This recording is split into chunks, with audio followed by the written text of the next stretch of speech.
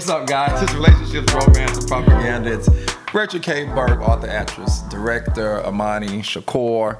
We are Relationships, Romance, and Propaganda. We expose the truth, broadcast the lies. Every week, these are Rachel's books. Boom, bam, you see them, get them. You know what I'm saying? Romance. This is our second week back in the studio, and we're excited. We're back with you guys. I'm excited to be in person with someone. Too. All the COVID stuff and all that good stuff. And if you watch on YouTube, if you follow us on YouTube, like and subscribe. It helps a lot, guys. And thank you for listening where you get your podcasts. And today we are talking about the challenges of interracial dating, or just interracial dating. Mm-hmm. I have a lot of stories. My daughter is part white and Korean, and my current girlfriend is part white and black, and I have some interesting stories to tell, and maybe we can shed a little light and see how you deal with, maybe you've shared some of our same experiences, and maybe we could shed some light and give you some advice on how to deal with it. Mm-hmm. How about that? Yeah. There you go. I have a few stories. So how do you want to start today's show? How should we start it? So when I was younger, I dated my first black guy when I was 20. And he was your best. No, I'm just kidding. He was psychotic. He still joking. Messages me to this day on LinkedIn. Wow, I think you told me about him. Oh, he's cuckoo, yeah. He was mixed though, right? The mixed one? He was from Cape Verde. Okay. They look almost like Latino black. Yeah, it's like an island off of Africa.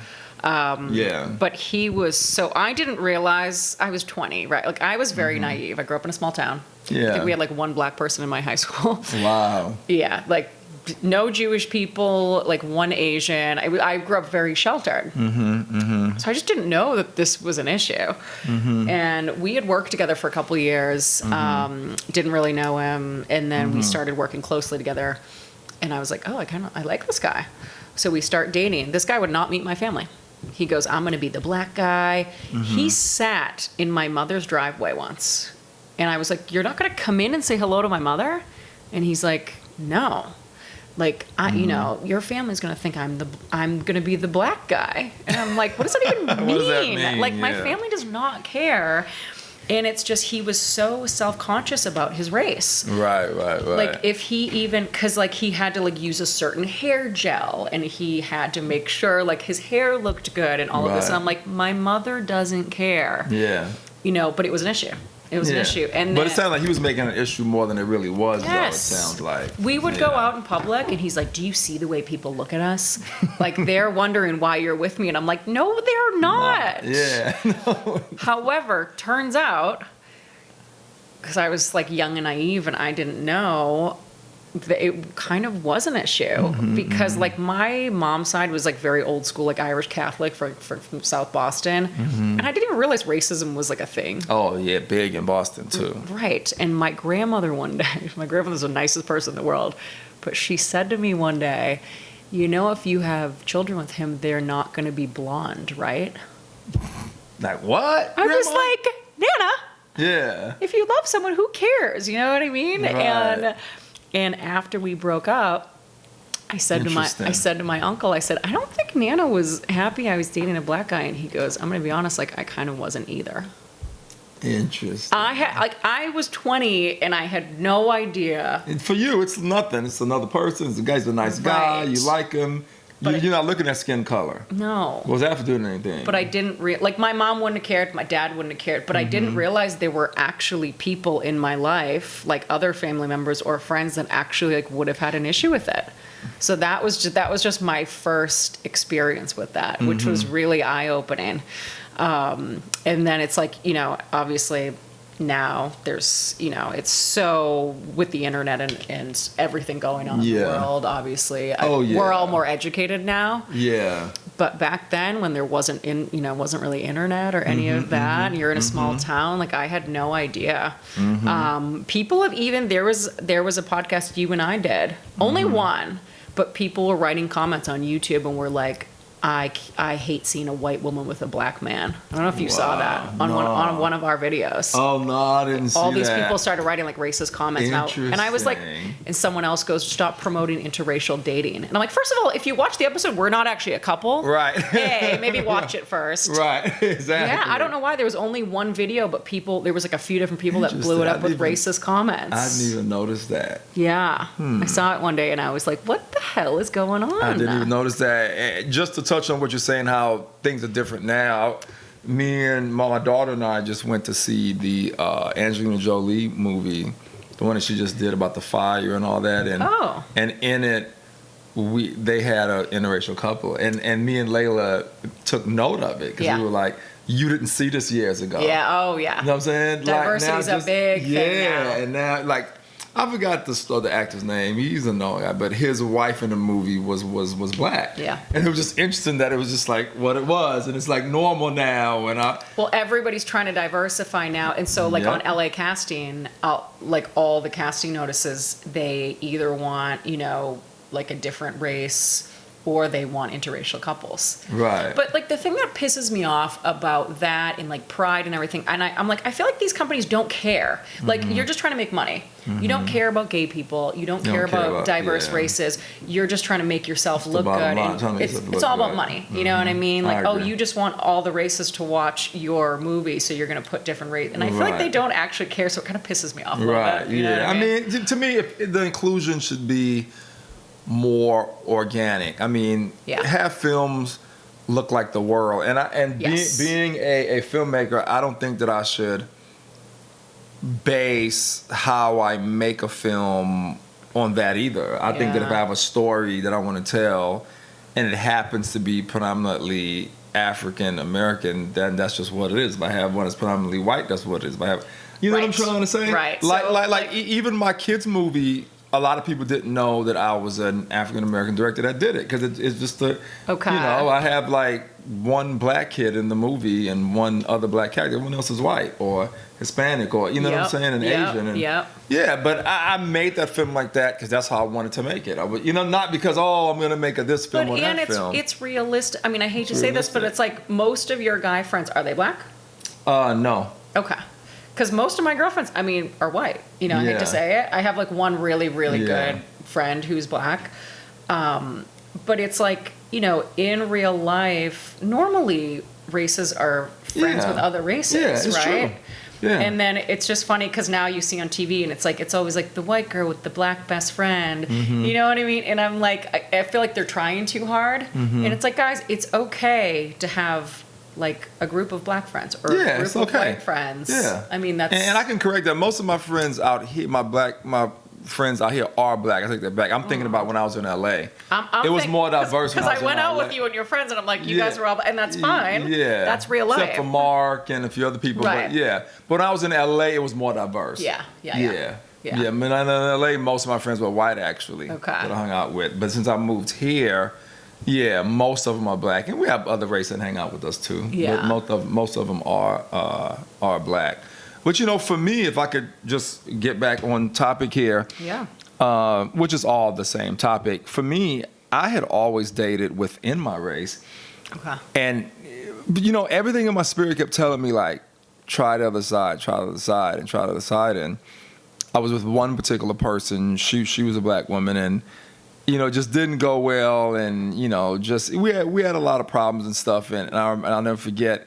She was after dating her, I was like, you know what? I'm going to try to date outside of my race. I'm going to see. Because I was always intimidated, like I showed last week, like wondering, like, what would a white woman say? Or this, that, and the other. I wasn't sure. You know what I'm saying? Like, would she talk to me? And then to my surprise, I found out, like, absolutely they would. And I just tried it one day. And look at Kim. Kim only dates black guys. Right, exactly. White, like some people have a type. Tried it. Mm-hmm. Yeah, and I hate to say it, but I had way more success. And throughout the years, people thought that's all I wanted. And I'm like, no, it's not that. I just couldn't find a black woman that I gelled with the same way. And it was just more about personality. And I remember I ended up meeting one black girl who was an Aquarius just like me, but she was also like me, and now she's with the white guy. Okay. Because she was that one black girl that was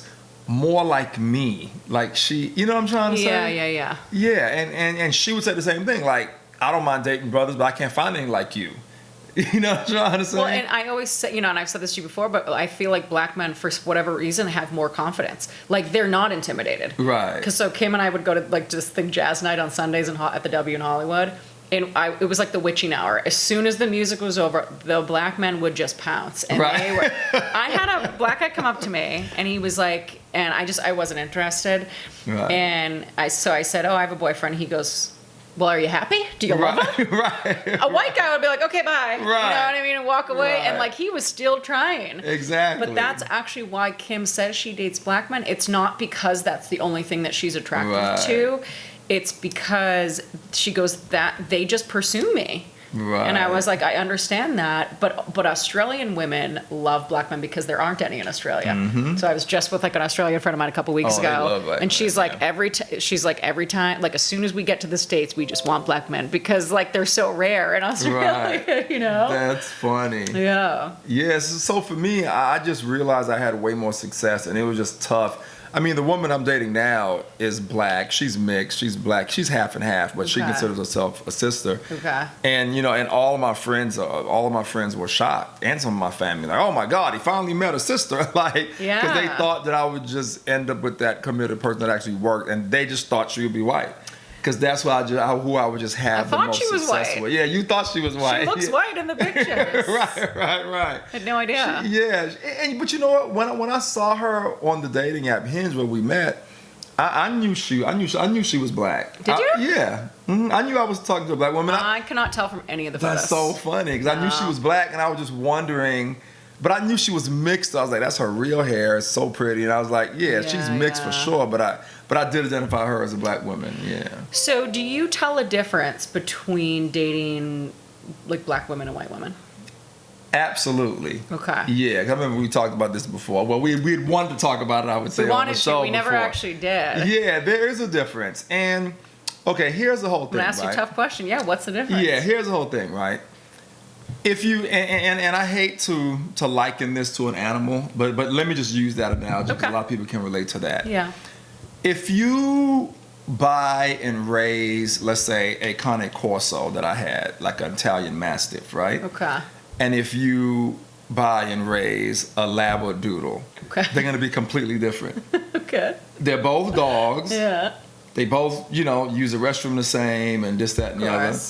But their behavior, their lineage, their socialization, how they socialize with people is going to be completely different. I want specifics. Yeah, I'm going to try. Okay. So that's a good way to kind of explain it or describe it, because white women, and let's just be specific with the woman, not the whole race. Yeah. White women and black women, and you can even throw Latino and Asian women in there, but let's talk about black and white. Yeah.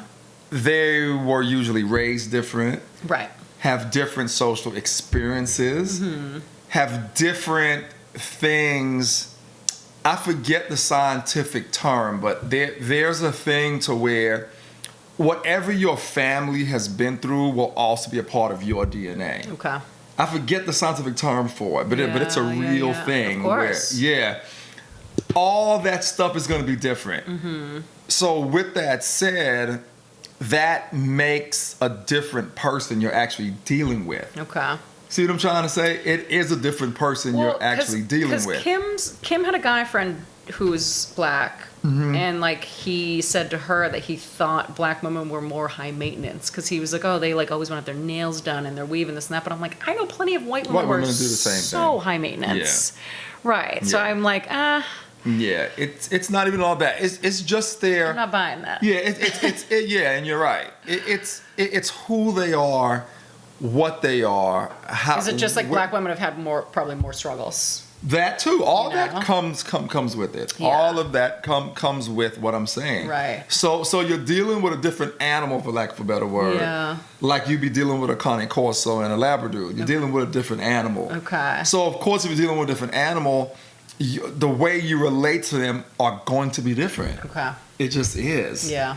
You know what I mean? And you see it and feel it on every level of their existence. Have you They ever are just different. have you ever had challenges where you being a black man, like dating a white woman, where like their family didn't accept you or their friends? Yeah, great story. I was dating this Slovakian girl, Micah, in Burbank. Mm-hmm. And it's funny, we met in Hollywood, and you know, she had just finished a divorce a year ago or whatever, and her friends dragged her out one night. First person she meets is me. She had never been with a black guy before, ever in her entire life. I approached, she was bad as hell. I approach her, you know, like Aquarius, we don't care.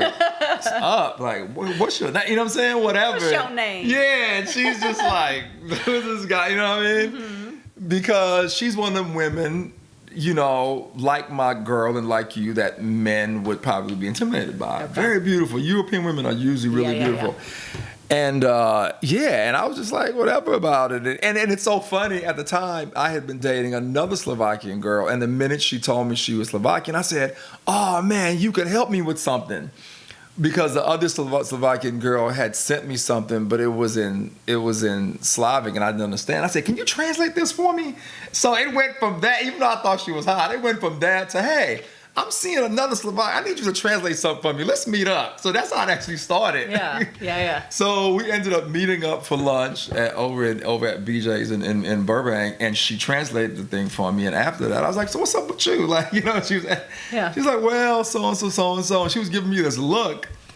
And I found out, you know, late after we started dating, that she was giving me that look that day because she really wanted to, like, take me home when we met for lunch. Okay. Because she had never been with a black guy before. Yeah. So anyway, we start dating. Her son and a daughter, kids, really cool relationship. You know, I met her ex-husband, and everybody's cool. Yeah. Man, Rach, the problem is... Till they weren't. Yeah. The problem is her brother in Colorado, racist. Yep. Her parents back in Slovakia, racist. Yep. When they would, so every summer they would go and visit the grandparents. So when Micah made it known that she was with a black guy, they were not having it. And the kids liked me so much, and they were so offended that they told their grandparents that if you don't accept this guy, we're not coming back to actually visit.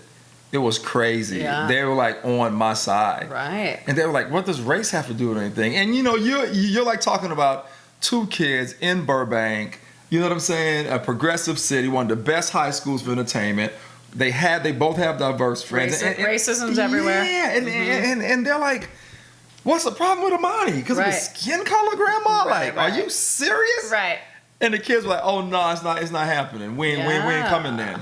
You know? But I will say it was a detriment to our relationship. Yeah. Because of it, we never committed to each other, like never became boyfriend and girlfriend. Mm-hmm. I mean, I was with this girl for about 2 years. Wow. Never became boyfriend and girlfriend. And I know the main reason is because of the race thing. Correct. And not that she had a problem with it.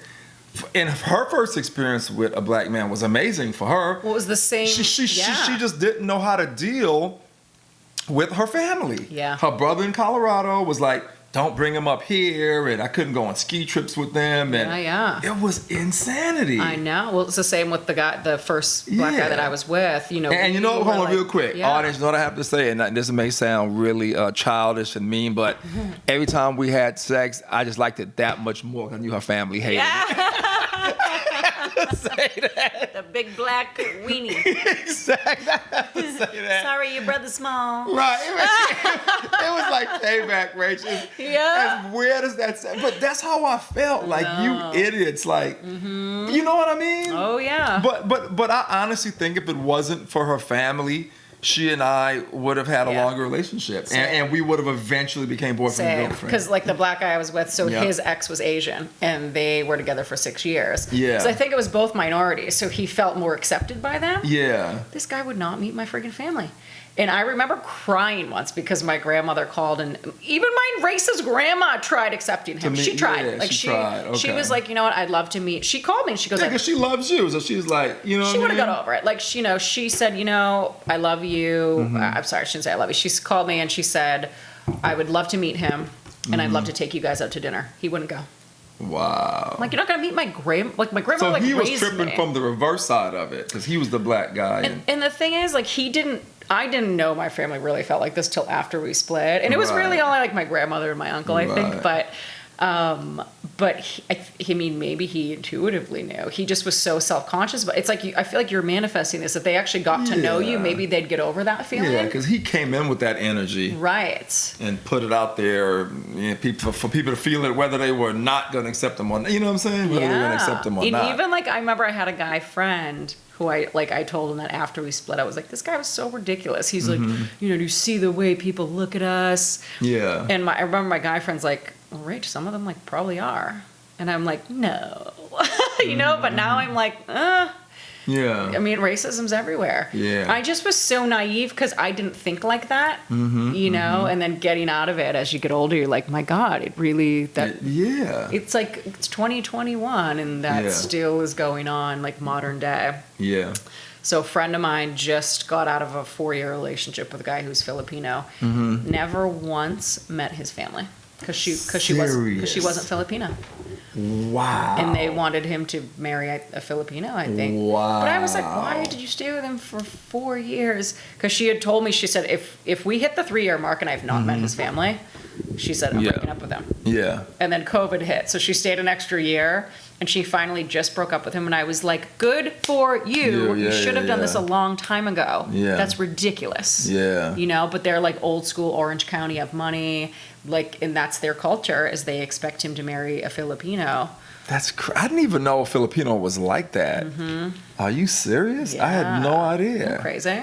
Yeah, that's crazy. I didn't know that. I couldn't even believe it. But I'm just like, you are going to look back on this, because she's all bummed out right now. And I'm like, you're going to look back on this someday and just be so grateful that you didn't end up with somebody who wouldn't introduce you to his family for 4 years. That's nuts. That's I wouldn't have done time. it. Yeah, I wouldn't have done it.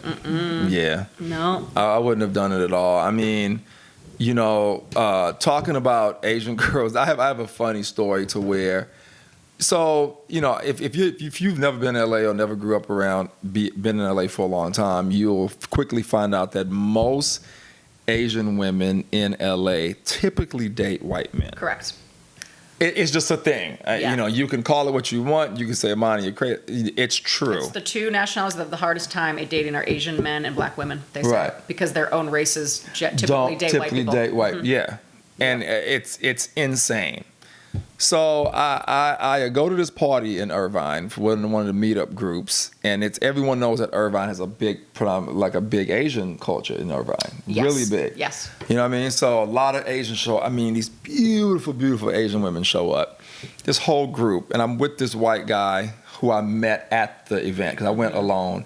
He and I kind of bumped each other. The bar started talking, and we ended up hanging out the rest of the night. Yeah. Met up with as soon as this group walked in, we see him. And I'm like, oh, man, I don't chance for none of these. I'm like, you're white, go for it. You know what I'm saying? Yeah. As a matter of fact, it was like some Persian girl in there who wanted to talk to me and some other race or whatever. And I'm like, man. And so one of the Asian girls in the group, she was the hottest girl in the whole place. Not even just in this Asian group, but in the whole place. I think you might have told me about her. I think because she's the first one you said was bad, and I was like, I don't know what that means. Yeah. Was this like a year ago? Yeah, no, it was way before COVID. Yeah, it was way before COVID. But it was probably a year before COVID. I was going to say, because we were doing the podcast at the time. It was a year before COVID. Because I think you showed me a picture of her. Yeah. It was a year, probably about a year before COVID. And I feel like I skipped over COVID, so when I say a year ago, I really right. You mean like a year of normal life ago? 2019. Yeah, exactly. 2020 doesn't count. Right, It's a year of normal life ago. Yeah. So anyway, audience, I'm so used to them not dating African American men in LA. I'm like, I'm not even gonna try to talk to this girl. First of all, she's the baddest girl in here. She happens to be Asian. Yeah. And I know she was one of these white boys. Yeah. I know that for a fact. I'm like, it ain't happening. Yeah. I'm like, Imani, in your effing dreams. You know what I'm saying? Never know. Because that's just what it is, right? Man, Rach, to our audience, why was I the only guy she wanted to talk to in the whole place?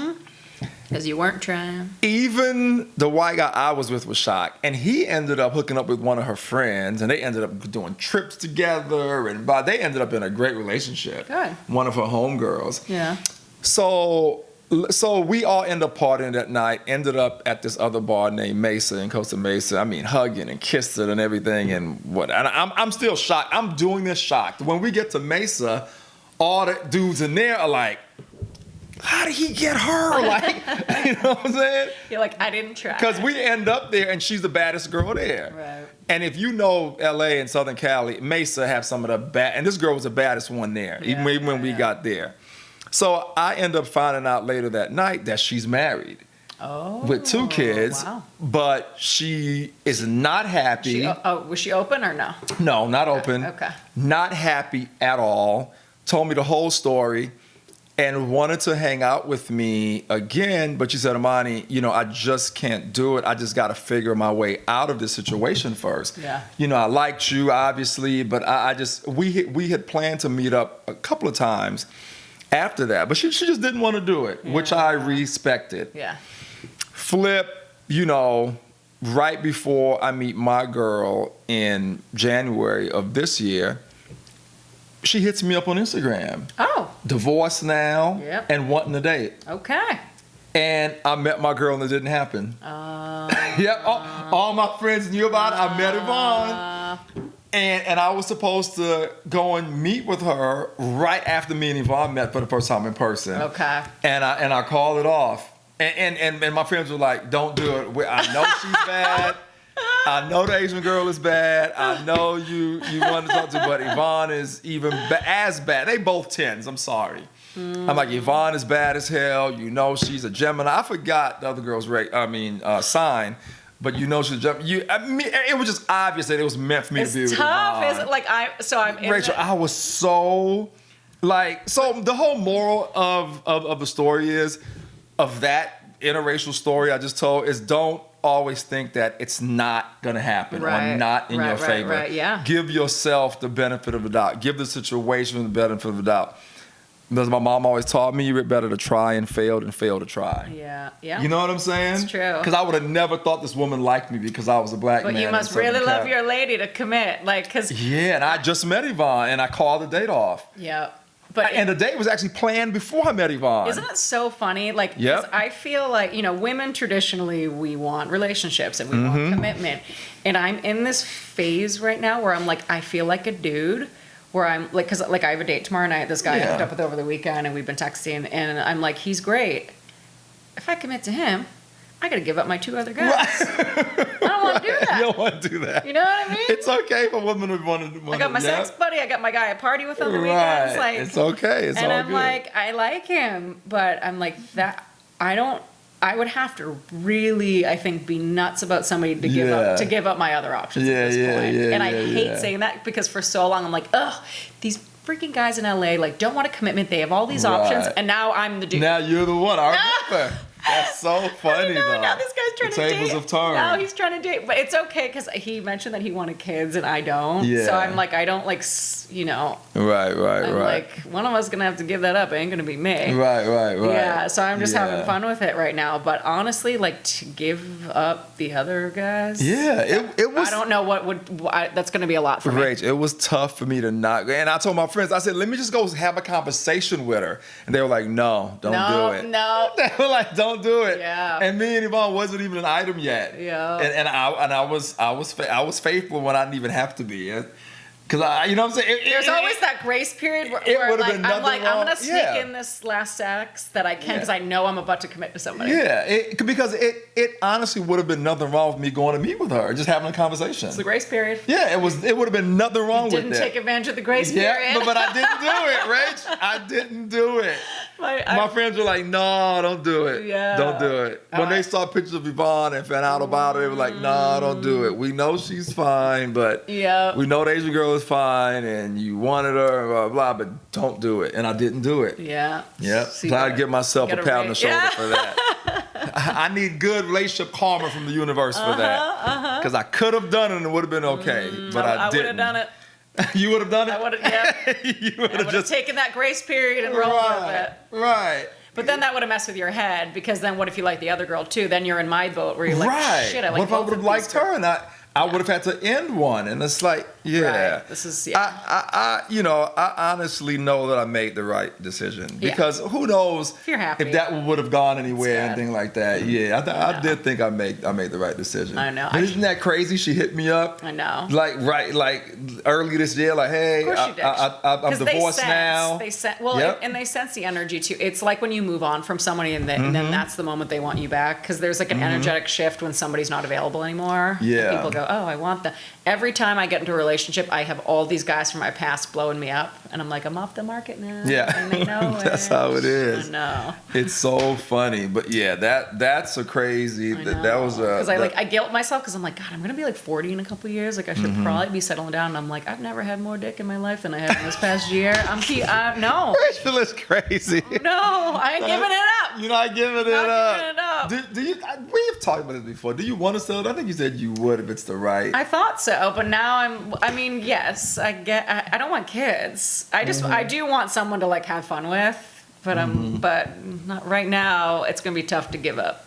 It's got to work itself out. I got you. But I'm like, my parents would kill me if they heard, because it's like I feel like all they want is for me to just like settle down and get married, and I'm like, how do I got 3 I like, how do I pick one? Right, exactly. You remember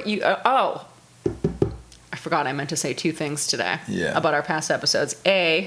I just squirted for the first time. Oh, interesting. Sex guy made me squirt. I didn't think I could do that. Interesting. I was like, what's coming out of me right now? Is it pee? Interesting, yeah. Because we talked about that. Yeah, we did talk about that. That's so funny. And 2, remember we talked about how you can't be like in love with 2 people at the same time.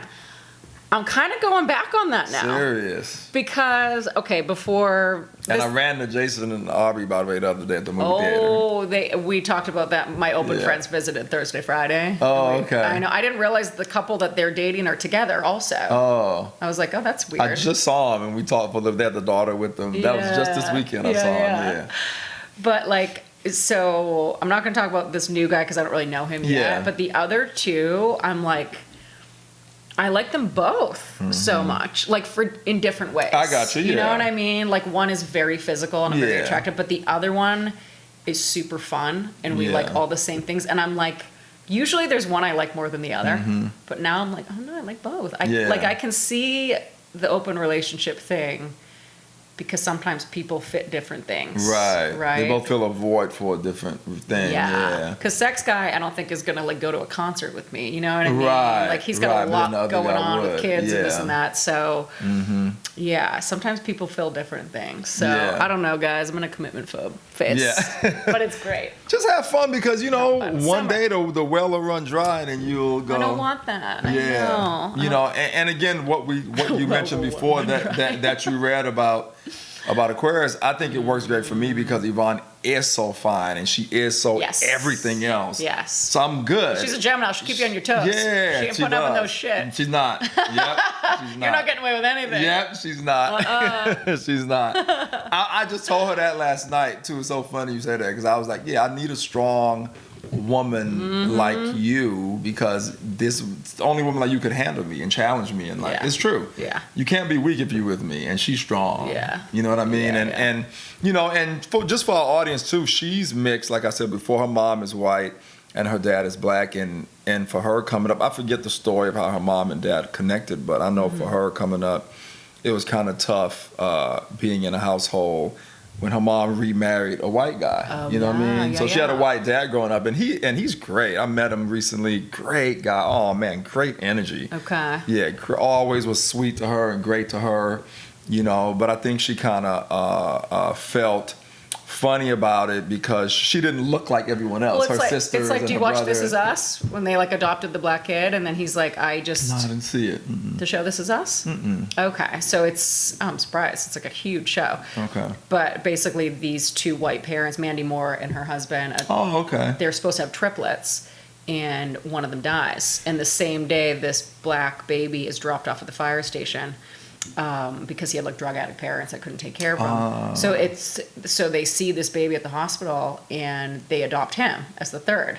Mm-hmm. But this is what like the show is all about, because he's like, I grew up with these white parents, but I don't look like them. I don't associate with them. And then the mom is like at the pool. It's like based like back in like the 60s. And she's like, I don't know how to like cut his hair. Right.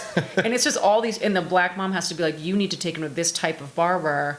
So it's all these struggles, and then that sounds like a good show. It's great. What network is it on? NBC. Okay. Oh, I think I heard about that. But I never watched They it. just said last week in like one of the newest episodes, because he's talking to his brother, and he says he went to therapy, and they told him that when you're a black child, or just really any race that is raised by a different race. They said you create a ghost kingdom where you fantasize about your birth parents looking like you.